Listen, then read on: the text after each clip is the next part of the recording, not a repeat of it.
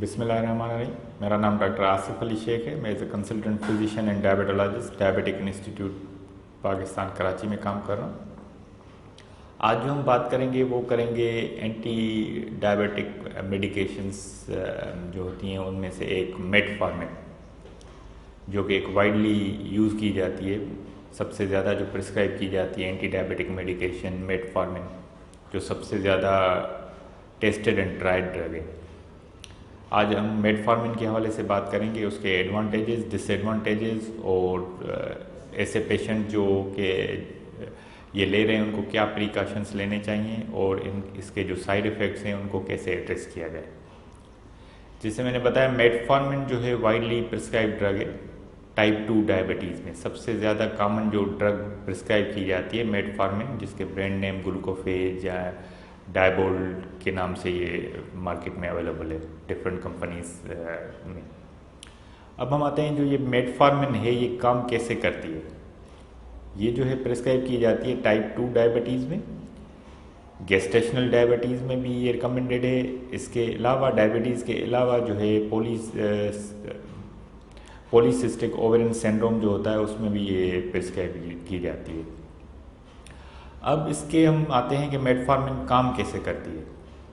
जैसे type 2 diabetes में जो मेन पैथोलॉजी होती है वो एक इंसुलिन का रेजिस्टेंस जो होता है वो बढ़ जाता है। तो मेटफॉर्मिन का काम होता है कि उसके इंसुलिन के रेजिस्टेंस को कम करना। इसके अलावा जो है ये लिवर को कहती है, जो हमारा जिगर होता है, जो जिसमें जो है ग्लूकोज बन रहा होता है, तो वो लिवर को कहती है कि ग्लूकोज कम बनाए।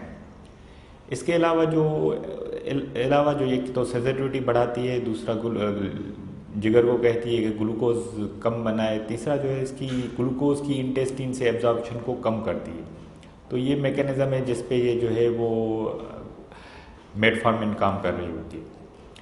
अब हम आते हैं इसके जो है वो साइड इफ़ेक्ट्स के ऊपर या एडवांटेजेस के ऊपर। तो एडवांटेजेस जो है इसके हैं, तो ये सबसे ज़्यादा चीपेस्ट ड्रग है, एंटी डायबिटिक मेडिकेशन की सबसे ज़्यादा चीपेस्ट ड्रग। और सबसे ज़्यादा ट्रायल्स जो हैं वो मेटफॉर्मिन के ऊपर हुए, ना कि individually but in combination other drugs के, जैसे सल्फोनाइल यूरियाज हैं या जो भी ड्रग्स हैं जिनकी कॉम्बिनेशन पे। तो सबसे ज़्यादा ये टेस्टेड एंड ट्राइड ड्रग है, सबसे और चीपेस्ट ड्रग है। और इसके अलावा जो एडवांटेजेस ये होते हैं कि ये वेट न्यूट्रल है, वेट न्यूट्रल ड्रग है। तो ज़्यादातर कॉमन ये मिथ भी कहा जाता है कि मेटफॉर्मिन को कहा जाता है कि ये जो है वेट रिड्यूस करने के लिए भी ड्रग की जाती है। तो ये एक मिथ है। इससे जो है वेट रिड्यूस नहीं होता, इससे वेट जो है वो न्यूट्रल रहता है, ना वेट इससे बढ़ेगा ना इससे वेट जो है वो कम होगा। सेकेंडरी अगर इसके कोई इफ़ेक्ट्स हैं जिसकी वजह से एपेटाइट अगर रिड्यूस हो जाए तो सेकेंडरी थोड़ा सा अगर मिनिमल वेट रिड्यूस करे तो वो एक अलग बात है। इसके अलावा एक इसका एडवांटेज ये है कि ये शुगर को लो नहीं करता। थेरापेटिक इंडेक्स में अगर जो इसका रिकमेंडेड डोजेज है, जो कि मैक्सिमम डोज होना चाहिए 2.5 ग्राम्स, अगर इस रिकमेंडेड डोजेज में, थेरापेटिक डोजेज में ये जो है वो शुगर को लो नहीं करती। अगर इन कॉम्बिनेशन अगर सल्फोनाइल यूरियाज के साथ यूज़ की जाए तो उससे हाइपोग्लाइसीमिया होता है, मगर इसका ऐसा जो है वो साइड इफ़ेक्ट नहीं है कि ये ग्लूकोज को लो करे अपनी थेरापेटिक रेंज में, जैसे कि जो रिकमेंडेड डोजेज है इसकी 2.5 ग्राम। अब हम आते हैं कि इसके डिसएडवांटेजेस क्या हैं। ज़्यादातर जो पेशेंट्स इससे डिसएडवांटेज होता है वो होता है कि इसका जो एक साइड इफ़ेक्ट होता है GI सिम्टम्स होते हैं। जैसे ये पेशेंट जैसे मेटफॉर्मिन लेता है तो उसको डायरिया होता है या ब्लोटिंग होती है। उसको हम कैसे एड्रेस कर सकते हैं? वो क्या होता है कि जो इनिशियली जब स्टार्ट की जाती है ड्रग या डोज को थोड़ा सा बढ़ाया जाता है तो उस वक्त ये पेशेंट को सिम्टम्स होते हैं, जो विद टाइम जो है वो पेशेंट उसके ऊपर सेटल हो जाता है। इवन अगर वो सेटल नहीं होता तो उसको एड्रेस कैसे किया जाता है? तो उसके लिए हमारे पास दो ऑप्शंस होते हैं कि इस ड्रग को एम्प्टी स्टमक नहीं लेना चाहिए। ये जो मेटफॉर्मिन ली जाती है विद फूड ली जाती है, तो इससे जो GI सिम्टम्स होते हैं उससे आप जो है इनको कम कर सकते हैं। दूसरा ऑप्शन हमारे पास जो है अवेलेबल है कि मेटफॉर्मिन जो है वो एक्सटेंडेड रिलीज फॉर्म में भी हमारे पास मार्केट में अवेलेबल है। उससे ये होता है कि ये स्लोली रिलीज़ होती है, तो इसके जो GI सिम्टम्स होते हैं उसको आप कम कर सकते हैं। इसके अलावा जो इसके साइड इफ़ेक्ट्स जो होते हैं वो रेयरली कभी कोई फ्लू लाइक वो हो गया कि वो बिल्कुल इसके रेयर साइड इफ़ेक्ट्स होते हैं। और दूसरा जो एक डिसएडवांटेज या इसका साइड इफ़ेक्ट होता है वो एक विटामिन होती है, विटामिन B12। उसकी जो है ये मेटफॉर्मिन एब्जॉर्प्शन कम करता है, इंटेस्टिन से जो विटामिन B12 की एब्जॉर्प्शन होती है वो कम हो जाती है इसकी वजह से, अगर लॉन्ग टर्म इसका यूज़ किया जाए।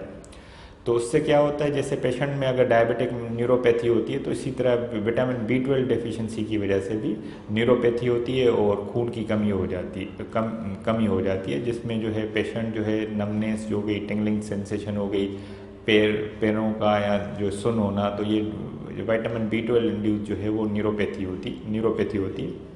उसको कैसे एड्रेस किया जाए अगर कोई लॉन्ग टर्म मेटफॉर्मिन ले रहे हैं?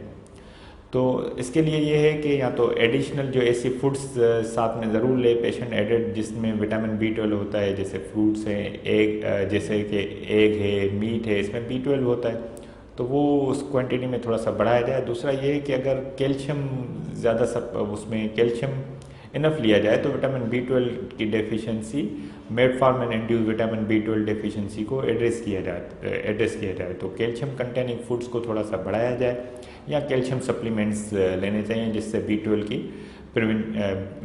मेटफॉर्मिन इंड्यूस विटामिन B12 जो है वो उसको हम डेफिशिएंसी को प्रिवेंट कर सकते हैं।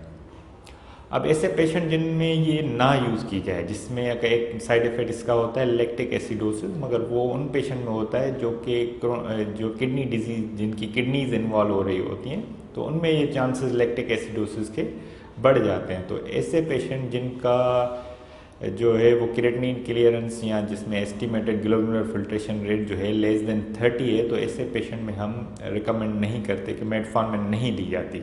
मतलब ऐसे पेशेंट जिनका EGFR लेस देन 30 है या फिर क्रिएटिनिन उनका 1.7 है, तो ऐसे पेशेंट में मेटफॉर्मिन जो है प्रिस्क्राइब नहीं की जाती। इसके अगर इनसे थोड़ा सा किडनी डैमेज है तो उसमें जो डोज मैंने रिकमेंडेड आपको बताई 2.5, तो वो उसको कम किया जाए। अब हम आते हैं कि इससे पेशेंट को कौन से प्रिकॉशंस लेने चाहिए। एक सबसे इम्पॉर्टेंट होता है मेटफॉर्मिन का, कि अगर कोई पेशेंट अगर डायबिटिक है, मेटफॉर्मिन लेता है और उनको किसी प्रोसीजर्स में जिसमें कंट्रास्ट की ज़रूरत होती है, जैसे CT विद कंट्रास्ट कराना है, MRI विद कंट्रास्ट कराना है या एंजियोग्राफी करानी है, तो ऐसे पेशेंट को मेटफॉर्मिन 2 डेज़ मतलब 48 आवर्स पहले वो स्टॉप की जाती है। और उसके बाद 48 आवर्स के बाद अगर उनके रीनल फंक्शन जो हैं वो नॉर्मल हैं, वो कराए जाते हैं रिपीट। अगर नॉर्मल है तो 48 आवर्स के बाद दोबारा मेटफॉर्मिन जो है वो रीस्टार्ट की जाती है। तो ऐसे पेशेंट जो है वो जब भी मेटफॉर्मिन आप ले रहे हैं और वो उनको कोई इमेजिंग करानी है विद कंट्रास्ट CT MRI, तो उनको ज़रूर बताना चाहिए कि हम मेटफॉर्मिन लेते हैं और 48 आवर्स बिफोर जो है वो उसको बंद करना होता है। इससे अगर ये ना हो तो उसमें ये चांसेस होते हैं कि लैक्टिक एसिडोसिस होने के या रीनल फेलियर, लैक्टिक एसिडोसिस के चांसेस ऐसे पेशेंट में बढ़ जाते हैं। तो आज के लिए इतना ही। Thank you. अल्लाह हाफिज़।